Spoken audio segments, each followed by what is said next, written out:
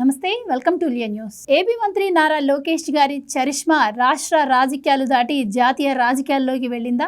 ఆంధ్రప్రదేశ్కి తీసుకొస్తున్నటువంటి పెట్టుబడులే ఇందుకు నిదర్శనమా? ఎందుకు అంటే ప్రధానమంత్రి నరేంద్ర మోదీ గారు ఎక్కడ ఎలక్షన్స్ జరిగినా కూడా ఇప్పటి వరకు ఇటు ముఖ్యమంత్రి చంద్రబాబు గారిను, లేదు అంటే ఇంకా ఎక్కువ ఇంపార్టెన్స్ అంటే పవన్ కళ్యాణ్ గారిను పిలిచేవారు. కానీ ఈసారి ఆయన స్వయంగా నారా లోకేష్ గారిని ప్రత్యేకంగా ప్రధానంగా రమ్మని అడిగారట. మరేంటి అంత ఇంపార్టెన్స్ నారా లోకేష్ గారికి ప్రధానమంత్రి గారు ఇవ్వడాన్ని ఎలా చూడొచ్చు అనే విషయాలు తెలుసుకుందాం. మనతో పాటు ఉన్నారు సీనియర్ పొలిటికల్ అనలిస్ట్ అంగమరావు గారు. నమస్కారం అండి. నమస్తే సార్, ఇప్పుడు మనం చూస్తూ ఉన్నాం ప్రధానమంత్రి నరేంద్ర మోదీ గారు పక్క రాష్ట్రాల్లో అంటే ముఖ్యమంత్రి గారినో లేకపోతే పవన్ కళ్యాణ్ గారినో పిలవడం ఏంటి? మరి ఈసారి లోకేష్ గారికి అంత ప్రాధాన్యత ఎందుకు ఇస్తున్నట్టు?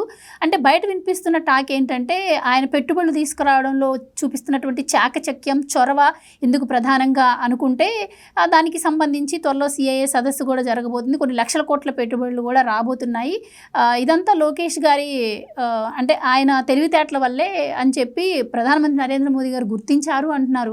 మరి ఏంటి నిజం అనుకోవాలి? అంటే ఇక్కడ ఒకటి గుర్తించాలి మీరు, మిగిలినవన్నీ ఒక ఎత్తు. గూగుల్ డేటా సెంటర్ రావడం అనేది అది భారతదేశంలో అంటే అమెరికా నుంచి కాదని వాళ్ళు తొలిసారిగా ఒక విదేశంలో ఏర్పాటు చేసుకునే దాంట్లో భారతదేశాన్ని ఎన్నుకున్న విధానం కావచ్చు, అది విశాఖపట్నం ఏర్పాటు చేసిన విధానం కావచ్చు. ఇక్కడ నలుగురు గురించి మనం చెప్పుకోవాలి దీనికి సంబంధించి. మొట్టమొదట ఆ కంపెనీ CEO సుందర్ పిచ్చయ్య గారు, రెండవది ప్రధానమంత్రి నరేంద్ర మోడీ గారు, మూడవ వ్యక్తి నిర్మలా సీతారామన్ గారు, అలాగే చంద్రబాబు నాయుడు గారు. వీళ్ళందరూ మామూలుగా ముఖ్యమంత్రిగా ఈయన, ప్రధానమంత్రిగా నరేంద్ర మోడీ గారు, ఆర్థిక శాఖ మంత్రిగా నిర్మలా సీతారామన్ గారు, ఆ సంస్థ CEOగా సుందర్ పిచ్చయ్య గారు. వీళ్ళ నలుగురిని కూర్చొని వాళ్ళని మాట్లాడించి ఒప్పించి ఏ విధంగా ఎలా అనే దాని గురించి కొన్ని అంటే సరళతరం చేయడం కోసం నియమ నిబంధనలు కొన్ని సరళతరం చేసే విధానం కావచ్చు, వాళ్ళు అడిగిన కొన్ని కోరికల్ని ప్రధానమంత్రి గారికి అలాగే ఆర్థిక మంత్రి గారికి విడమర్చి చెప్పి వాళ్ళను కూడా మెప్పించగలిగే విధంగా పలు దఫాలు లోకేష్ బాబు చేసినటువంటి మంతనాలు నాకు తెలిసి ప్రధానమంత్రి గారిని ఆకట్టుకున్నాయని అయితే నేను భావిస్తున్నాను. ఆ చొరవ తీసుకురావడానికి ఆయన పడ్డ తపన, సంవత్సరం పైన దీనికోసం ఆయన వెచ్చించిన విధానం కావచ్చు, అలాగే దీంతోపాటు మిగిలిన సంస్థలను తీసుకురావడం కావచ్చు, దావోస్ వెళ్ళినప్పుడు కావచ్చు, ఇవన్నీ చూసి ఇతను చొరవ చూసి ఒకప్పుడు చంద్రబాబు నాయుడు గారి గురించి చర్చించుకునేవాడు జాతీయ స్థాయిలో. ఈ గూగుల్ డేటా సెంటర్ వచ్చిన తర్వాత ఈరోజు లోకేష్ బాబు గారి గురించి కూడా చర్చించుకుంటున్నారు. ఇది గమనించుకోవాలి. జాతీయ స్థాయిలో ప్రత్యేకమైనటువంటి స్థానాన్ని అయితే నిస్సందేహంగా ఈరోజు లోకేష్ బాబు గారు ఏర్పాటు చేసుకున్నాడు. అందులో ఎలాంటి సందేహం కూడా ఏమి లేదు. నిజంగానే అతను మలుచుకున్న తీరు, ఈరోజు ప్రత్యామ్నాయం ఏంటి, ఆంధ్ర రాష్ట్రం తరఫున తెలుగుదేశం పార్టీ తరఫున చంద్రబాబు నాయుడు గారి తర్వాత ఎవరు అంటే రెండో ఆలోచన లేకుండా ఈరోజు లోకేష్ బాబు గారు అయితే ముందు నిలిచిపోయారు. ఆయన్ని ప్రతిభను నాకు తెలిసినంత వరకు లోకేష్ బాబు సమర్థుడు, మొండివాడు, ఏదైనా అనుకుంటే వదిలిపెట్టడు, అతను జాగ్రత్తగా ఉండాలని చెప్పి ముందుగా గుర్తించింది మాత్రం వైఎస్ఆర్సీపీ పార్టీ, జగన్మోహన్ రెడ్డి. అందుకనే మొట్టమొదటి నుంచి కూడా ఆయన వ్యక్తిత్వ హననం చేస్తూ, ఆయన లేనిపోని అని చెప్తూ రాజకీయాలు వదిలేసే విధంగా ప్రయత్నం చేశారు వాళ్ళు. మనకెందుకులే, ఉన్నత చదువు చదువుకున్న వ్యక్తి చంద్రబాబు నాయుడు గారు ఒక్కడే కుమారుడు, వ్యాపార సంస్థలు ఉన్నాయి, ఈ తలకాయ నొప్పులు మనకెందుకు, మనం దూరంగా ఉందాం అనే విధంగా అతన్ని వ్యక్తిత్వానం చేస్తూ కుటుంబ సభ్యుల్ని ఇబ్బంది పెట్టే విధంగా మార్ఫింగ్ ఫోటోలు పెట్టడం, మాట్లాడటం, చివరికి వాళ్ళ తల్లి గారిని వాళ్ళ సత్యమణి గారిని కూడా ఇబ్బంది పెట్టే విధంగా వాళ్ళు చేసిన దాన్ని చూసి అతన్ని ఆటంకపరిచే విధానం, అంటే రాష్ట్రంలో తిరిగేటప్పుడు అతన్ని ఆటంకపెట్టడం విధానాలు కావచ్చు, కార్యకర్తల మీద దాడులు కావచ్చు, ఇవన్నీ చూసుకుని మనకెందుకులే, చదువుకున్న వ్యక్తి కదా, ఈ గొడవలు మనకెందుకులే అనుకుంటాడని చెప్పని భావించారు వాళ్ళు. ఎందుకంటే చంద్రబాబు నాయుడు గారు వయసు రీత్యా ఎన్నో రోజులు రాజకీయ పార్టీ నడపలేరు కాబట్టి రేపు ఇతను వస్తే నిస్సందేహంగా ఇతనిలో ప్రతిబంధ కాబట్టి మనకు అడ్డుపడతాడని భావించిన వాళ్ళలో మొట్టమొదటి పార్టీ వైఎస్ఆర్సీపీ పార్టీ, గుర్తించింది కూడా వాళ్లే. కానీ ఈయన రాడుదేలిన విధానం, అలాగే 2014 నుంచి 2019 వరకు ఆయన మంత్రిగా బాధ్యతలు స్వీకరించిన తర్వాత పరిశ్రమలు తీసుకొచ్చిన విధానంలో అతను చూపించిన చొరవ, ఇప్పుడు ఆయన చూపిస్తున్నట్టు చొరవ, ఇవన్నీ కూడా వాళ్ళందరినీ ఒప్పించటం, 1-2 సార్లు ఎక్స్ప్లెయిన్ చేసి చెప్పటం, ఇదిగో మీరు ఆంధ్ర రాష్ట్రానికి వస్తే మీకు ఈ రాయితీలు ఉండటమే కావచ్చు, మీకు ఇన్ని సౌకర్యాలు ఏర్పాటు చేస్తాం అని చెప్పిన వాళ్ళని మాట్లాడి ఒప్పించి మెప్పించి తీసుకొస్తున్న విధానం చూసుకుంటా ఉంటే నిజంగా తండ్రి కొడుకులకి, తండ్రి దగ్గర తనయుడిగానైతే మాత్రం ఈరోజు గుర్తింపు వచ్చింది. మీరు అన్నట్టు ఇప్పటి వరకు మోడీ గారు చంద్రబాబు నాయుడు గారినో పవన్ కళ్యాణ్ గారిని మాత్రమే గుర్తించి తీసుకుని వెళ్ళారు. మహారాష్ట్ర కావచ్చు, ఢిల్లీ ఎన్నికలు కావచ్చు, ఎక్కడికైనా వీళ్ళిద్దరే వెళ్ళారు. కానీ ఇంతవరకు లోకేష్ బాబు గారిని పిలవాల.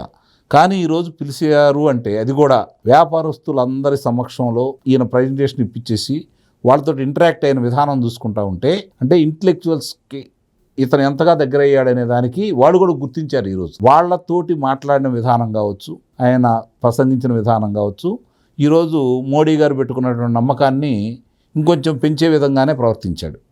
అందులో ఎలాంటి సందేహం కూడా ఏం లేదు. రెండోది, యువతలో ప్రతిభా పాఠవాలను గుర్తించి వాళ్ళు ప్రోత్సహించే విషయంలో మోడీ గారు కొంచెం ముందే ఉంటారు, చంద్రబాబు నాయుడు గారు లాగా.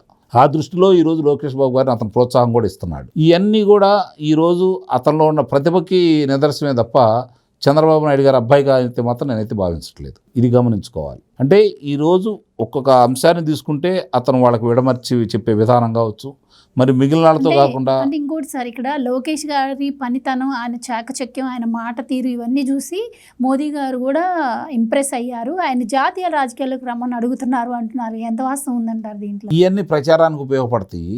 జాతీయ రాజకీయాలకి రమ్మంటారని చెప్పి ఎందుకు అనుకుంటాం మనం? అంటే ఒకవేళ మోడీ గారు కూడా అట్లా ఏం అనుకోడు. అతను ఈరోజు ఆంధ్ర రాష్ట్రానికి జరిగే అభివృద్ధిని, ఆయన ఆ రోజు గుజరాత్ మోడల్ గురించి ప్రధానమంత్రి ఏ విధంగా అయితే అయ్యాడో, ఈరోజు ఆంధ్ర రాష్ట్రంలో జరుగుతున్న అభివృద్ధికి ఎవరు కారకులు అనేది ఇంతకు ముందుగా కాకుండా ప్రపంచం చిన్నదైపోయింది. ఈరోజు ఎక్కడేం జరుగుతున్నా కూడా నిమిషాలు అందరూ తెలిసిపోతూ ఉంది. మరి భారతదేశంలో ఇన్ని వ్యాపార సంస్థలు మిగిలిన రాష్ట్రాలకు కాదని ఇక్కడికే రావడానికి కారణం ఎవరనేది అందరూ చర్చించుకుంటూ ఉంటారు. కాబట్టి వాళ్ళతోటి ఏ విధంగా మాట్లాడి అక్కడికి వెళ్ళిన తర్వాత కూడా చెప్పాడు కదా, ఏమని చెప్పాడు? ఒక్కసారి అని చెప్పిన అధికారం ఇస్తే ఆంధ్ర రాష్ట్రం ఏమైందో తెలుసు, కాబట్టి మీరు ఆ పొరపాట్లు చేయొద్దు, డబుల్ ఇంజిన్ సర్కార్కి మీరు మద్దతు తెలపండి అని చెప్పి అట్లా శుతిమెత్తగా అందరికి అర్థమయ్యే విధంగా ఎప్పుడు ఎక్కడ ఎలా మాట్లాడాలో సమన్వయంతో ముందుకెళ్తున్న వ్యక్తి, చాకచక్యంగా ముందుకెళ్తున్న వ్యక్తి అనేది ఈరోజు మోడీ గారు గుర్తించారు. కాబట్టి అక్కడ ప్రచారాన్ని తీసుకెళ్లారని అయితే నేను భావిస్తున్నాను. ఇక రెండోది, ఈరోజు నిజంగానే ఆంధ్ర రాష్ట్రానికి చాలా ముఖ్యమైనటువంటి కార్యక్రమం విశాఖపట్నంలో జరుగుతున్నటువంటి సిఏఏ సదస్సు 14-15 తారీఖుల్లో గేమ్ చేంజర్ కాబోతుంది. నిస్సందేహంగా చెబుతున్నాను నేను. చాలామందికి ఆశ్చర్యంగా ఉంటే ఉండొచ్చు, గేమ్ చేంజర్ కాబోతుంది. కారణం ఏంటంటే ఇందుట్లో చాలామందితోటి ఇంతకు ముందే తండ్రి కొడుకులు మాట్లాడుకొని ఉన్నారు. రేపు పొద్దున ఇక్కడ ఒప్పందాలు జరుగుతాయి, మీరు కావాలంటే గమనించండి. ఇప్పటివరకు వచ్చినటువంటి 10,50,000 కోట్ల రూపాయలు దాటి రేపు నుంచి 5-10 లక్షల కోట్ల రూపాయల వరకు కూడా ఆమోదం రావచ్చేమో.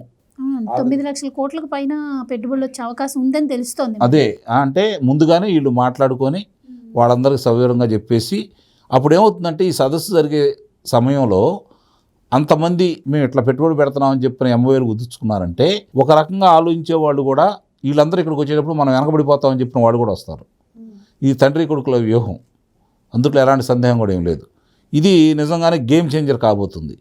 ఇది గుర్తించినటువంటి జగన్మోహన్ రెడ్డి ఏదో విధంగా దీన్ని ఆటంకం కలగజేయాలన్న ఉద్దేశంతో 12వ తారీఖు నాడు ఎల్లుండి రాష్ట్రంలో 175 నియోజకవర్గాల్లో శ్రేణులందరూ బయటకు వచ్చి ఒక ర్యాలీని ఏర్పాటు చేశాడు వ్యతిరేకంగా. అంటే దీన్ని ఎందుకు చేసుకుంటున్నాడు అతను?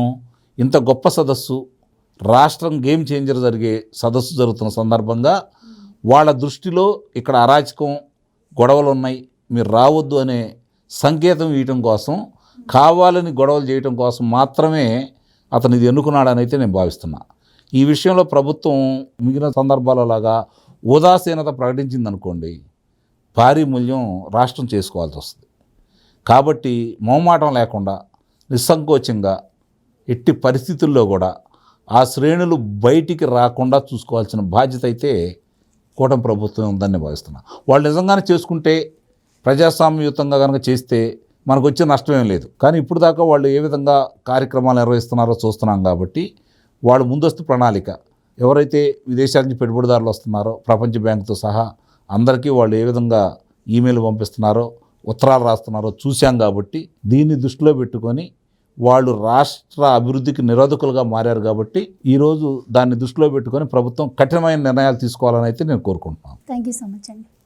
Please subscribe to Leo news for more videos.